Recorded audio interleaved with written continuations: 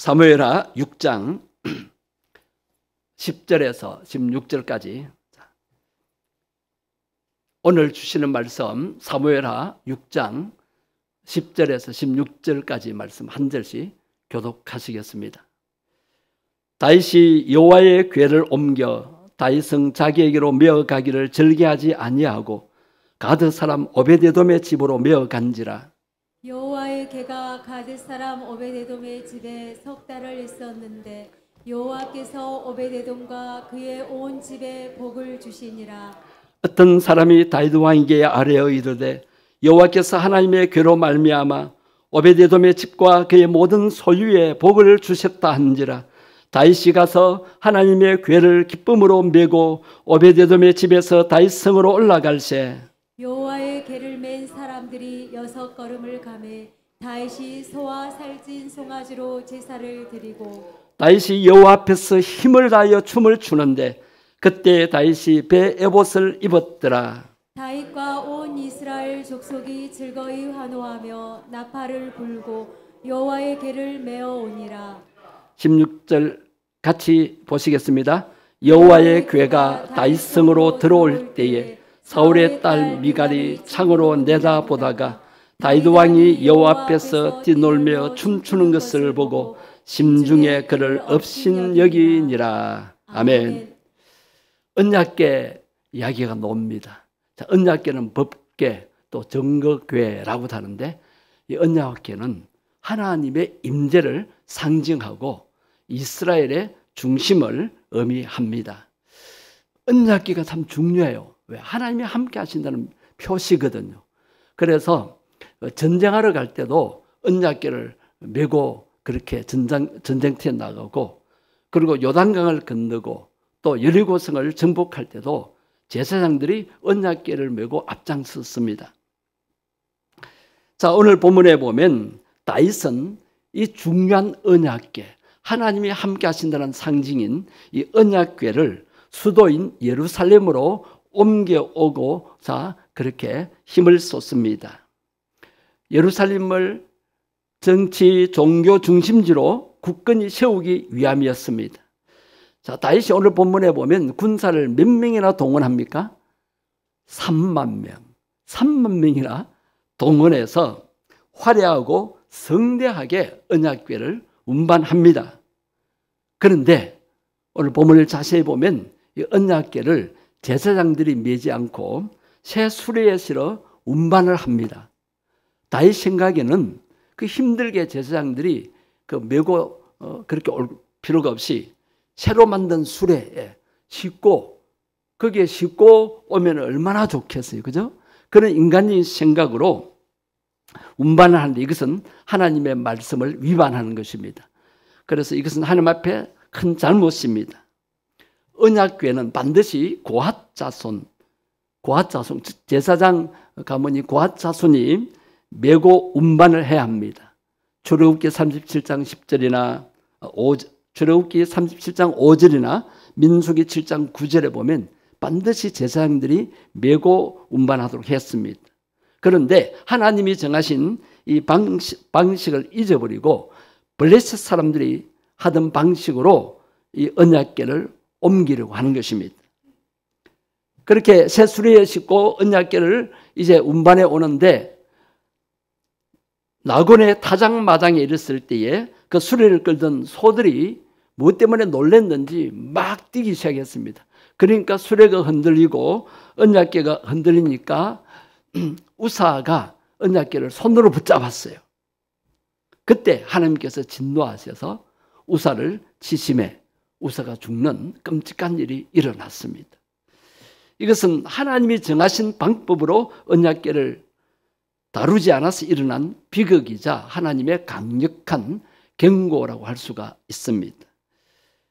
다윗은 하나님을 가까이 모시기 위해서 이렇게 큰 행사를 진행하는데 자신에게 분노하시는 하나님을 경험하게 됩니다.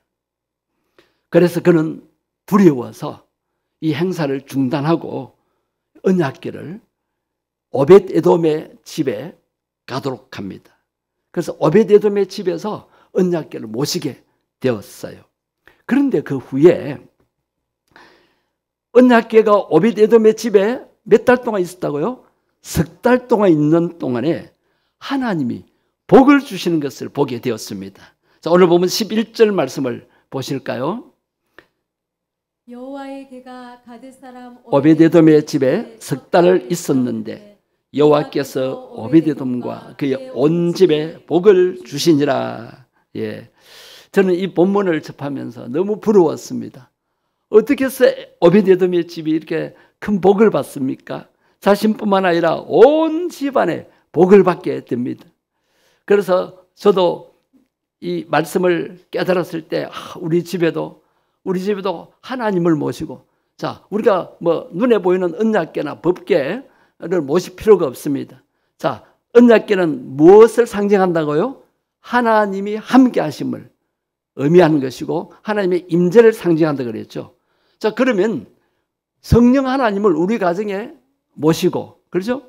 내 마음에 모시면 하나님이 나와 함께 하심으로 우리는 복을 받게 되어 있다는 그것을 제가 깨달았습니다. 그래서 저희 집에 목사님이 신방 오는 것이 기뻤습니다. 여러분, 옛날에 대신방을 할 때 그것을 힘들어 하시는 분이 계시고 귀찮아 하시는 분이 계시는데, 하나님의 임재를 예배를 통해서 크게 경험할 수 있어요. 그래서 참 대신방이 중요한데 요사이 코로나로 인해서 또 사람들이 너무 바쁘니까 집안 청소 안 했다고 신방 오는 것을 꺼려하다 보니까 요새 교회들마다 이 대신방이 점차 사라지고 있는 것을 보게 됩니다. 여러분의 가정에도 주 하나님을 주인으로 모시면 복을 받게 됩니다. 우리의 가정도 하나님이 함께 하시는 그런 가정 되도록 해야 합니다. 하나님이 우리 가정에 임재하신다. 어떻게 함으로? 예배드림으로. 그리고 여러분 개인적으로 찬송하고 기도하고 말씀을 읽고 묵상함으로, 또 스마트폰 통해서 말씀을 들음으로 여러분의 가정에 하나님이 임재하시게 됩니다. 가정뿐만 아니라 내가 다니는 직장에서도 하나님 앞에 산 예배를 드리는 거예요. 그리고 가게에서도 사업장에서도 하나님이 얼마든지 임재하시는 장소가 될 수가 있습니다. 다윗은 언약궤 문제가 아니라 그 언약궤를 운반하는 방식이 문제였음을 뒤늦게 깨닫습니다. 그래서 다시 다윗이 가서 언약궤를 이제 운반하는데 기쁨으로 오벳에돔의 집에서 다윗성으로 이 언약궤를 옮겨갑니다. 이번에는 말씀의 규례를 따라서 제사장들로 하여금 언약궤를 메고 운반하도록 합니다. 규례에 따르며 겸손한 마음으로 옮기니까 언약궤가 무사히 예루살렘에까지 도착하게 됩니다. 자, 오늘 이 본문의 말씀을 묵상할 때 다윗은 기쁨으로 언약궤를 이제 모시고 왔는데 너무너무 기뻐하는 거예요. 너무 기뻐서 춤까지 추는 거예요. 어린아이처럼 방방 뛰는 거예요. 뛰놀았다고 했어요. 우리 교회도 하나님이 임재하는 장소잖아요. 그죠? 이 건물이 중요한 것이 아니라 우리가 주의 이름으로 정한 시간에 인간의 한계를 느끼니까 정한 시간에 정한 장소에 우리가 이렇게 모여서 찬송하고 기도하고 말씀 듣는 이 시간에 하나님이 임재하시고 역사하신단 말입니다. 또 교회당뿐만 아니라 이런 가정에서도 또 가게에서도 사업장에서도 얼마든지 하나님이 임재하시는 것을 여러분 경험할 수가 있습니다. 그럴 때에 우리 교회에 이렇게 성도들이 모이는 시간, 여러분 가정에서 가정 예배 드리는 시간, 뭐 혼자서도 예배 드릴 수 있어요. 직장에서 예배 드리는 시간, 하나님이 임재하시니까 기쁨이 넘치는 곳이 될 수 있다는 것입니다. 여러분 교회는 하나님이 임재하는 곳으로서 기뻐 춤출 수 있는 곳입니다. 교회는 기뻐할 수 있는 곳입니다. 세상 사람들은 어디에 가서 뭘 하면 기쁘다고 말합니까? 노래방에 가서 노래하며 춤추면 기쁘다 합니다. 젊은 사람들은 나이트클럽에 가서 미친 듯이 술에 취해서 춤추면 기쁘다 그럽니다. 여러분 그건 진짜 기쁨 아닙니다. 속지 마십시오. 속지 마십시오. 예. 우리 성도들은 하나님 만나는 교회에 오면 기쁨을 누려야 된다는 것, 누릴 수 있다는 것을 믿고 오셔야 돼요. 예. 교회 오실 때 억지로 오지 마십시오. 다윗처럼 기쁨으로 하나님 만나기 위해서, 하나님의 임재를 경험하기 위해서 그렇게 오시기를 바랍니다. 저는 청소년기를 우울한 환경에서 보냈습니다. 제가 아버지 사업 실패해서 정말 힘들게 중학교, 고등학교 가기가 힘들었는데 정말 집에 있으면 우울해요. 집에 있으면 절망적이고 집에 있으면 정말 힘들었어요. 그런데 교회 가기만 하면 기쁜 거예요. 산동네에서 교회까지 막 뛰어갔습니다. 제가 직장 생활할 때도 직장에서 마치고 바로 왔습니다. 저녁 먹을 시간이 없잖아요. 그 저녁 안 먹고 수요 예배에 참석하니까 정말 기쁜 거예요. 주일 설교보다 수요일 날 목사님이 성경 구절을 하나하나 설명해 주시는 그 설교 들을 때 제가 구원의 확신을 가지게 되고 더 많은 것을 깨닫게 되고 말씀의 능력과 힘을 경험하게 되었습니다. 그래서 저는 저녁을 안 먹어도 제 체질은 한 끼 안 먹으면 좀 속이 좀 불편하거든요. 그런데도 교회 가서 예배 드리면은 속이 편안한 거예요. 그래서 여러분 예배 들어올 때마다 기쁨으로 오시고 오셔서 진짜 하늘의 기쁨을 경험하는 그런 시간들 되시기를 바랍니다. 언약궤를 찾아온 다윗의 모습을 한번 보세요. 오늘 보면 14절입니다. 같이 보십니다. 14절. 여호와 앞에서 힘을 다하여 춤을 추는데 그때 다윗이 베옷을 입었더라. 언약궤, 하나님의 인재를 상징하는 언약궤를 옮겨오면서 다윗은 너무 기뻐서 뭐 했다고요? 춤을 추었어요. 힘을 다하여. 힘을 다하여. 아마 자기 의지로 그렇게 왕으로서 신하를 본 데서 춤추기 부끄럽겠죠. 우리 장로님들 앞에 나와서 춤추라 그러면 양반들이 많으셔가지고 도무지 그건 안 될 겁니다. 다윗은 왕이고 임금인데도 체면 불구하고 너무 기뻐했어요. 왜? 하나님이 우리와 함께 하신다. 하나님이 나와 함께 하신다. 하나님이 우리 백성들과 함께 하신다. 그전에는 전쟁에 져가지고 언약궤를 블레셋 군대에게 빼앗겼더랬어요. 근데 이제 다시 찾아왔잖아요. 그래서 기쁜 거예요. 하나님이 내 편이 되시고 하나님이 우리를 책임져 주시고 여러분 하나님이 함께 하시는 것이 최고의 축복인 줄 믿습니다. 다윗이 힘을 다하여 춤을 추다 보니까 베옷을 입었어요. 요사이처럼 꽉 매는 핵대가 아니고 그냥 아마 그 줄로 묶은 그런 바지를 입었는데 너무 막 춤을 추니까 바지가 흘러내려가지고 배꼽이 다 보일 정도예요. 그러면 여종들이나 신하들이 볼 수 있잖아요. 그죠? 그럼에도 다윗은 개의치 아니하고 그렇게 기뻐하며 춤을 췄다는 것입니다. 다윗은 이렇게 하나님의 언약궤가 도착한 것에 대해서 너무 감사해서 하나님 앞에 제사, 오늘날로 말하면 예배를 드리고 백성들과 함께 잔치를 베풀었습니다. 거기에 모인 백성들에게 떡도 나눠주고 고기도 나눠주고 그 다음에 포도로 만든 떡을 또 나눠주고 이렇게 잔치를 베푸니까 온 백성들도 함께 기뻐했어요. 오늘 15절 말씀 한번 보세요. 15절 말씀. 다윗과 온 이스라엘 족속이 즐거이 환호하며 나팔을 불고 여호와의 궤를 메어오니라. 예, 온 백성들이 함께 환호하며 악기를 동원하고 나팔을 불고 기쁨으로 그렇게 언약궤를 메고 와서 잔치에 참여하니까 너무 기뻤습니다. 아마 세상에 줄 수 없는 기쁨, 돈으로 살 수 없는 기쁨을 누렸을 것입니다. 여러분, 하나님이 함께 하심이 최고의 기쁨인 줄 믿습니다. 그런데 이 기쁨의 자리에 기뻐하지 못하는 사람이 있었어요. 하나님의 궤가 들어올 때 미갈이 누구예요? 다윗의 아내였고 왕비였어요. 다윗 왕의 아내인 왕비였어요.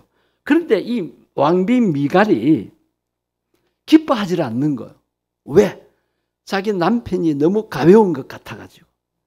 다윗 왕이 하나님 앞에서 뛰놀며 춤추는 것을 보고 마음속으로 그를 어떻게 여겼다고요? 오늘 16절을 한번 보십시다. 보면 16절, 여호와의 궤가 다윗 성으로 들어올 때에 사울의 딸 미갈이 창으로 내다보다가 다윗 왕이 여호와 앞에서 뛰놀며 춤추는 것을 보고 심중에 그를 업신 여기니라. 기쁨의 자리에서 소외된 인물이 하나 있었는데 바로 이 미갈입니다. 미갈은 자기 남편 다윗 왕이 기뻐 춤추는 모습을 못마땅한 시선으로 바라보고는 왕으로서의 채통을 잃은 모습이었다라고 비난합니다. 20절 말씀 보십시오. 다윗이 자기의 가족에게 축복하러 들어오며 사울의 딸 미갈이 나와서 다윗을 맞으며 이르되 이스라엘 왕이 오늘 어떻게 영화로우신지 방탕한 자가 염치 없이 자기의 몸을 드러내는 것처럼 오늘 그의 신복의 계집종의 눈앞에서 몸을 드러내셨도다 하니, 귀하고 귀하신 왕의 몸을 드러냈다고, 방탕한 자처럼 염치 없는 자처럼 그렇게 했다고, 그리고 계집종들의 눈앞에서 부끄러우게 되었다고 이렇게 판단하면서 비난했어요. 자, 이 말에 다윗은 어떻게 반응합니까? 뭐라고 말합니까?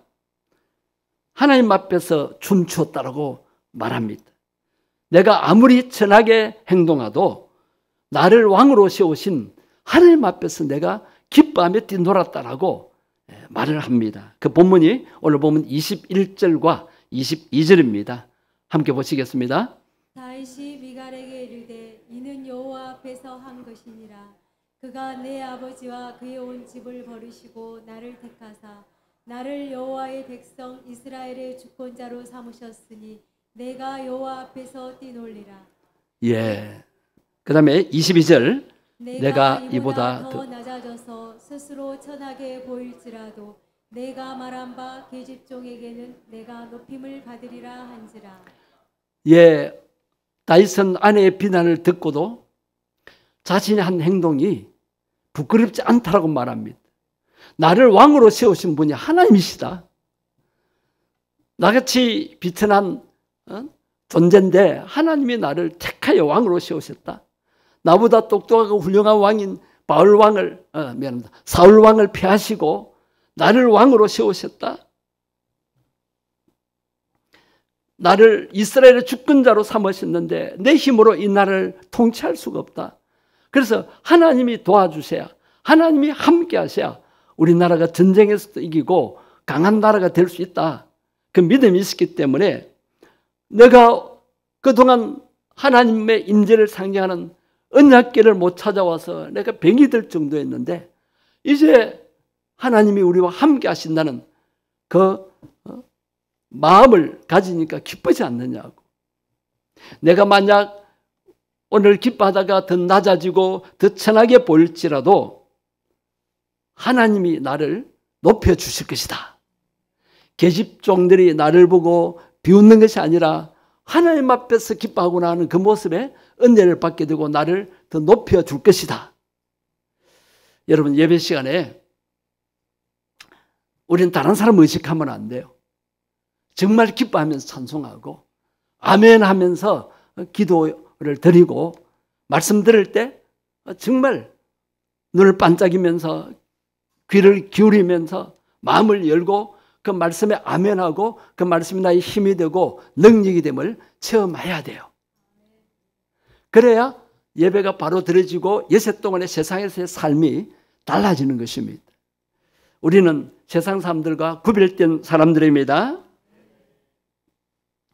이 일로 인해서 미갈은 어떤 저주를 받게 됩니까? 오늘 보면 23절 마지막 절 한번 보십시오. 그러므로 사울의 딸 미갈이 죽는 날까지 그에게 자식이 없으니라. 여러분, 이스라엘 여인에게 자식이 없다는 것은 크나큰 행벌입니다. 저주입니다. 여러분, 이렇게 자기가 판단하고 비난하고 정죄하는 죄, 굉장히 큰 죄라는 거예요. 우리는 도덕적으로 윤리적으로 짓는 죄가 큰 죄라 생각하고 이렇게 남을 함부로 판단하고 비난하고 정죄하는 것은 별 죄가 아니라고 생각할 수가 있어요. 여러분, 이 미갈이 어떤 의미에서 남편의 채통을 생각해서 그렇게 말할 수도 있고 비난할 수도 있어요. 그러나 하나님 앞에서는 그렇지 않다는 겁니다. 왕의 아내로서 왕비로서 왕을 잘 모셔야 되죠. 왕을 왕답게 모시고 또 존중해 줘야 되죠. 그런데도 그는 그렇게 하지 않고 왕을 업신여겼습니다. 하나님이 세우신 왕, 그 다윗 왕을 비난하고 정죄했습니다. 여러분의 교회 생활은 기쁩니까? 하나님을 만나러 온 예배 시간이 기다려지고 기뻐해집니까? 하나님의 임재를 상징하는 찬송 부르고 기도 드리고 말씀 들을 때 마음에 평안이 임하고 기쁨이 넘치게 됩니까? 자, 우리가 미갈처럼 남을 의식하고 저 사람 왜 저래? 그렇게 판단하게 되고 비난하게 되고 정죄하면요, 내 마음에 평안이 없어져요. 하나님과의 나 사이에 담이 쌓여지는 거예요. 그러면 기쁨도 소멸되는 것입니다. 왜 남을 판단합니까? 왜 비난합니까? 나와 다른 것 때문입니다. 내 생각과 다르기 때문입니다. 나와 다르다고 판단하고 비난하고 정죄하게 되는데 그것이 하나님 앞에서 큰 죄라는 것입니다. 나와 다른 것이라도 인정해주고 이해해주고 포용할 수 있어야 됩니다. 그럴 때 내 마음의 기쁨이 샘솟는 것입니다. 우리 교회가 기쁨이 넘치는 교회가 되었으면 좋겠습니다. 성도님 여러분, 세상이 줄 수 없는 하늘의 기쁨으로 충만하게 되기를 바랍니다.